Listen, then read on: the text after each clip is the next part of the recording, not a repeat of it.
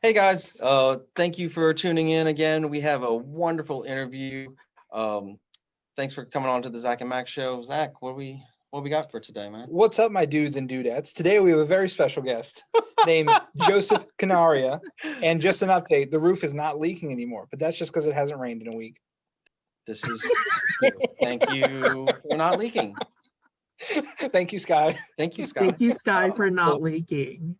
Joseph is a transport from Colorado. A transport? Soon to be a transport to Plant. Michigan. And, plant, buddy. Transplant. Good word. Yeah, I'm really bad at them. Oh, starting it off. Starting off that high bar. Yeah. This is what you guys expect with the Zach and Max It's okay. show. It can only go up from here. High I level. love it. I like to go Yes. low so we can just step over. Just keep on going up. Yes. Also, Joseph, you are a part of the membership team of the NOLA Gamers. So that's really a fantastic organization, and we'd love to talk about that a little bit later, if that's cool. Absolutely. Yeah. So can you tell our viewers a little bit about yourself? Of course. Yeah. So my name is Joseph. I am a sexual violence preventionist. And so what I do is I help change environments, policies, and cultures to really make sure that domestic sexual violence is prevented. And so I can geek out about that. But that's what I do for a living.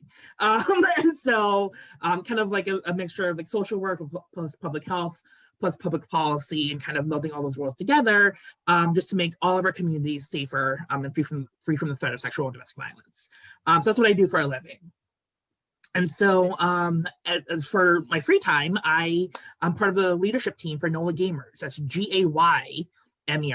And so at NOLA Gamers, we create a space for queer identified folks and allies who love playing board games, video games, card games, trading card games, really anything, to come together about once a month at the LGBT Community Center in New Orleans to kind of just congregate and meet one another and just have a space where that's safe and affirming of our identities, as well as to have fun and to get to know other people and be able to play for any games from like Pathfinder to Star Wars Legion to more casual things like Unstable Unicorns or kind of Exploding Kittens. Like, it runs the gamut on that end. And so we haven't met since COVID, but before, we had a really good thriving membership, and I miss it. I definitely miss hosting that and bringing people together.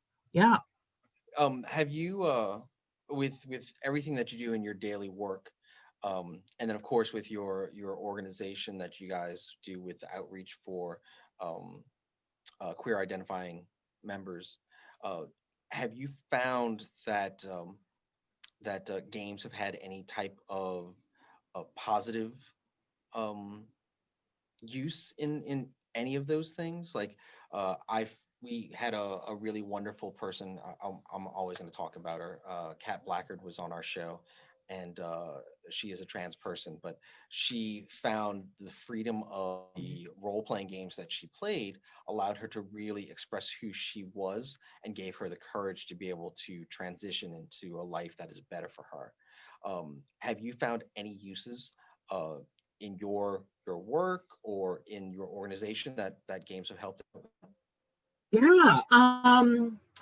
Actually, yeah. So I think what's been really good, at least with NOLA Gamers, it's that we are part of this under the umbrella of the LGBT Community Center. And with that, it's been a great opportunity to really make sure, tying in my work as an outreach awareness raising opportunity for at least a lot of queer survivors. They don't know that services exist in the community. Like, if they were to experience sexual and domestic violence, they have no idea that there's places that they can turn to, people they can call, advocates that will be there with them, whenever they need one. And so, at least with NOLA Gamers and being at the community center, it's been a really great fusion of being able to host awareness events, really making sure folks at least know we exist. But it's one of those things where it's always,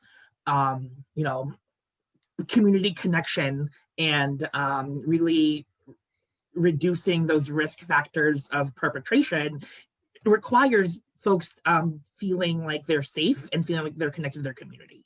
And so one of these things in NOLA Gamers is that we really try and make sure that folks who are most marginalized, especially we have a lot of queer and trans youth who come to our groups, that they feel like they belong. And with that, really just comes a ripple effect of other benefits in our culture and our community as a whole. So yeah, I really, it's how any types of social gatherings is kind of around building space for marginalized people is always at the end connected to my work, because that's really all about creating safe cultures and communities for everybody. Oh, that's awesome. That's one of the things that I really enjoy about like the gaming hobby in itself. It does, when done right, it creates a safe haven for people that may feel or are marginalized in their social circles. It allows you to be around the people that you feel comfortable, and I feel that is a very overlooked benefit of games in general. There's a purpose. Obviously, we want to play this game, we want to have fun and things like that, or I want to beat you down so I can say that my strategy was better than yours. But really at the core of it's about people gathering together and feeling comfortable to be in that space with one another. And I really do like that a lot about games in general. That's awesome. Yeah, I mean, just from my point of view, someone who, realistically, I hope I don't upset anybody, but is not marginalized, straight presenting white male.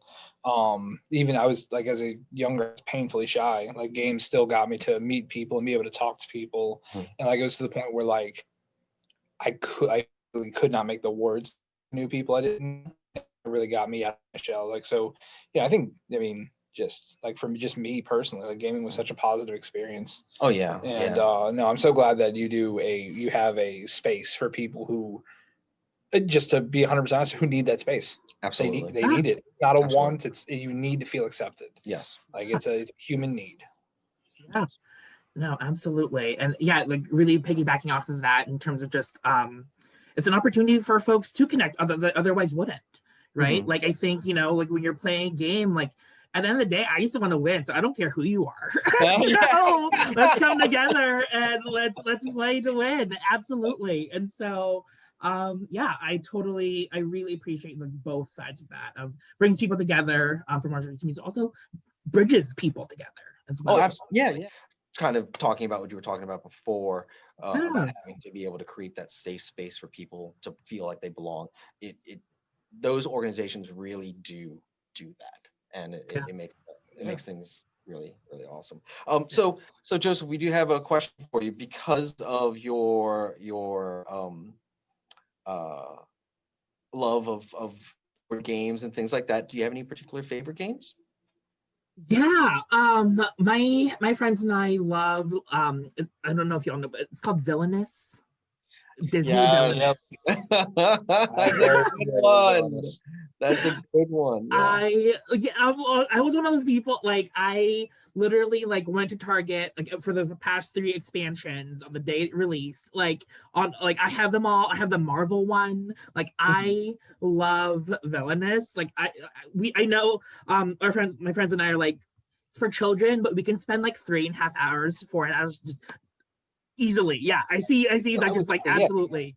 That game is, my niece loves it, but I adore that. No, game. It's a fantastic game, and there's a lot of strategy involved. The best thing I can say about this is just like so when it comes to the things that we have here, I love miniatures, I love painting, I like card games. Board games are cool, but I'm very particular. I bought Villainous for my girlfriend, and I was really surprised at how much I loved it.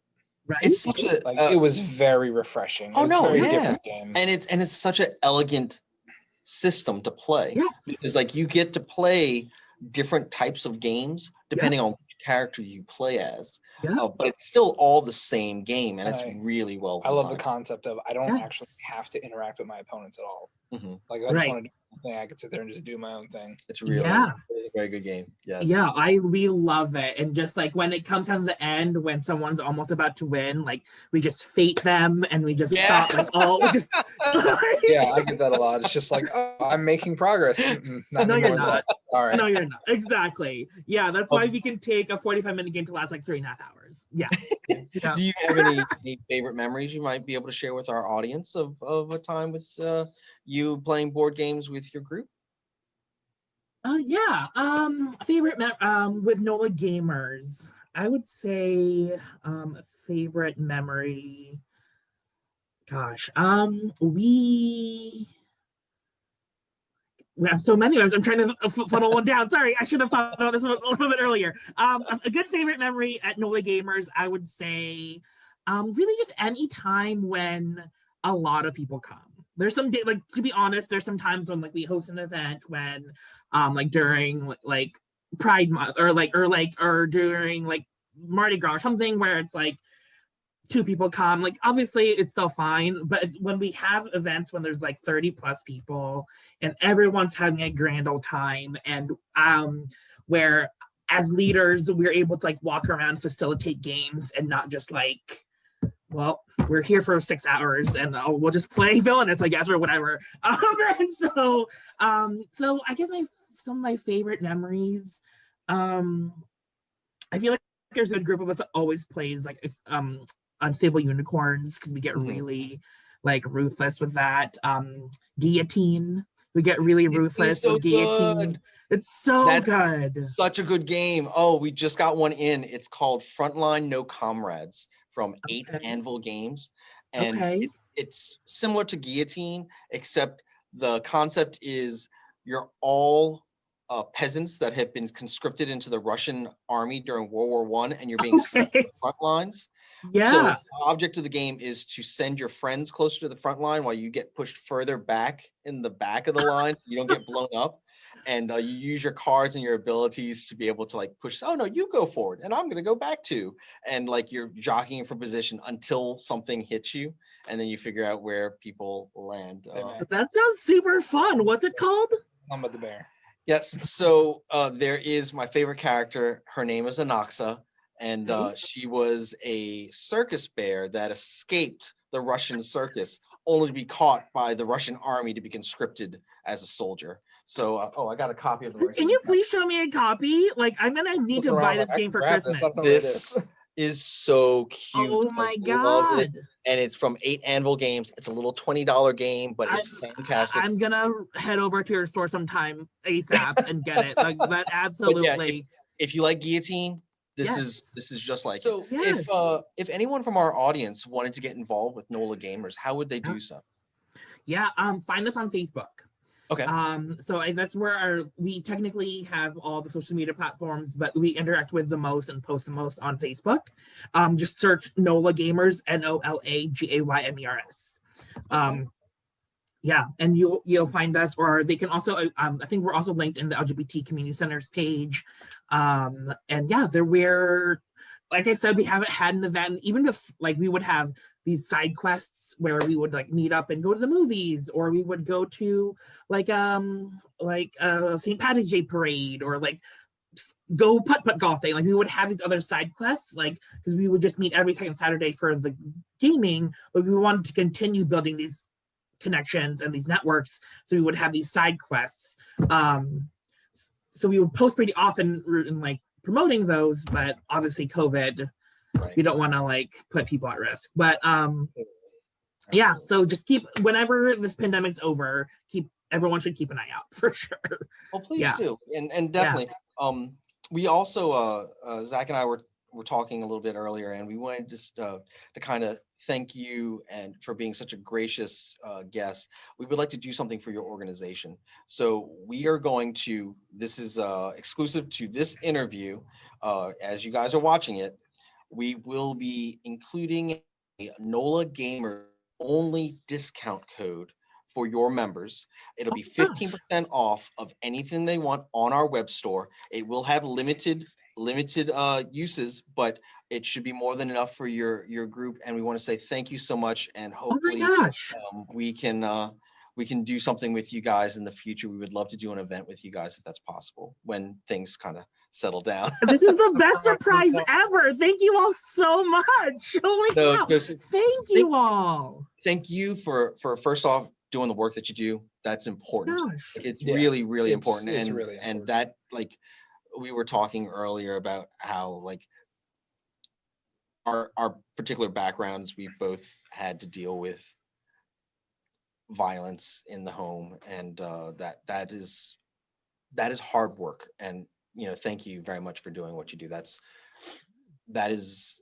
definitely a wonderful thing, and we really appreciate that. And then, of course, also for me, I want to say thank you for providing people with a safe space to be able to enjoy games. That is huge, because I really feel that is truly the gift of games, is that it allows us to visit one another in a safe manner, like a safe space where people are not judged or ridiculed or things like that. That's what games really do. Words. Well, you took that. Thank you. So I'm gonna take. Thanks for being such a rad dude. Oh, thank you. Zach and Zach, thank you so much. I can't wait. Like, I will let everybody know. We will post this all over our our Facebook page. We'll tag you all in all this, and I think this will be a great gift to the whole community. Thank you so much. Thank you. Thank you. And what we'll do is we will have in the interview later, we'll have a code somewheres here. Oh my God! Running through here, right? Oh, we got a kindred spirit. Oh yeah. no! All right. There we go. There we go. Lucy, Just put it above over here, exactly. So we'll have code for your organization to be able to, after watching this interview, they'll be able to use it, and it'll be live when this interview airs. So you all are amazing. Thank you all. Like, I'm gonna run to the store sometime this week and get that guillotine. What's it called again? Front Lines, No Comrades. Front Lines, No Comrades. Done. Comrades with a K. And the company is Anvil 8 Games. Great. Perfect. So definitely check it out. And Joseph, thank you. We really appreciate you being on the show tonight. And please keep great work. And we'll see you soon, hopefully. Yes, I'll see you all soon. Thank you all again so much. It was such an honor and a privilege. And thank you again for inviting me. Thank you so much. All right. You, Jason. Yes, have a good night. Thank you.